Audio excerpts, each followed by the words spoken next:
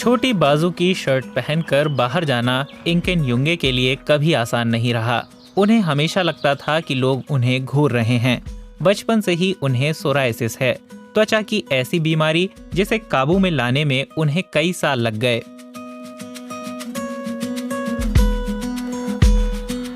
जब लोग घूरते हैं तो आपके आत्मसम्मान को बहुत चोट पहुंचती है। आप इन धब्बों को छिपाने की कोशिश करते हैं ताकि लोग आपका मजाक न उड़ाएं या ये ना कहें कि आप मछली जैसी दिखती हैं या वैसा ही कुछ और। दूसरों से कटे होने के उस एहसास के कारण इंकेन युंगे को अपने ही शरीर से नफरत हो गई थी। इसे सेल्फ स्टिग्मेटाइजेशन कहा जाता है। इसका असर आज भी है।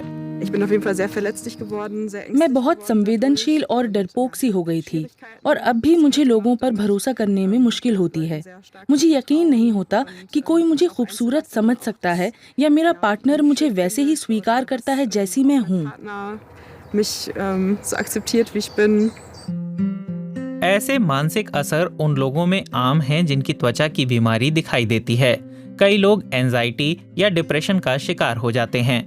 इसी को देखते हुए जर्मनी में हैम्बर्ग के त्वचा रोग विशेषज्ञों और मनोवैज्ञानिकों ने मरीजों के साथ मिलकर स्किन कंपास नाम का एक ऑनलाइन प्रोग्राम बनाया है। हमारे पास बहुत से ऐसे मरीज हैं जिन्हें समाज को लेकर डर लगता है, इसलिए उनके लिए ऐसा ऑनलाइन प्रोग्राम खास तौर पर आकर्षक है जिसमें गुमनामी का विकल्प हो।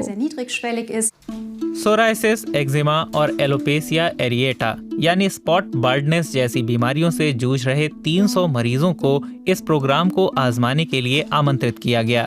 इन्हीं में से एक थी इंकेन युंगे। स्किन कंपास में वही जानकारी दी जाती है और वही सवाल पूछे जाते हैं जो एक थेरेपिस्ट करता है।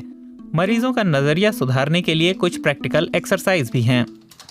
इन सवालों का मकसद ये समझना होता है कि मुझे नकारात्मक या खुद को लेकर बुरे विचार कब और क्यों आते हैं और मैं उनसे बेहतर तरीके से कैसे निपट सकती हूँ। उदासी के समय वो एक खास एक्सरसाइज करती हैं। धीरे धीरे सांस अंदर लें और सोचे कि सांस छोड़ते हुए अपनी सारी बेचैनी आप बाहर निकाल रही हैं। इससे मुझे खुद से और हकीकत से दोबारा जुड़ने में मदद मिलती है और ये आगे बढ़ने की ताकत देता है। दवाओं के असर से अब इंकेन की त्वचा लगभग पूरी तरह ठीक है।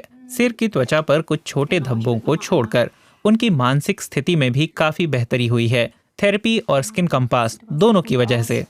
एक बड़े राष्ट्रीय अध्ययन में हमने पाया कि इस प्रोग्राम में शामिल मरीजों में खुद को लेकर नकारात्मक सोच कम हुई है।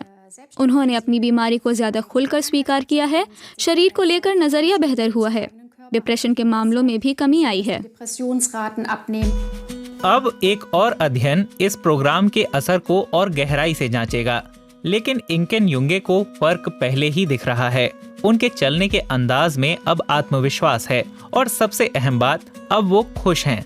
सोरायसिस अब भी उनके जीवन का हिस्सा है, लेकिन उनकी पहचान नहीं।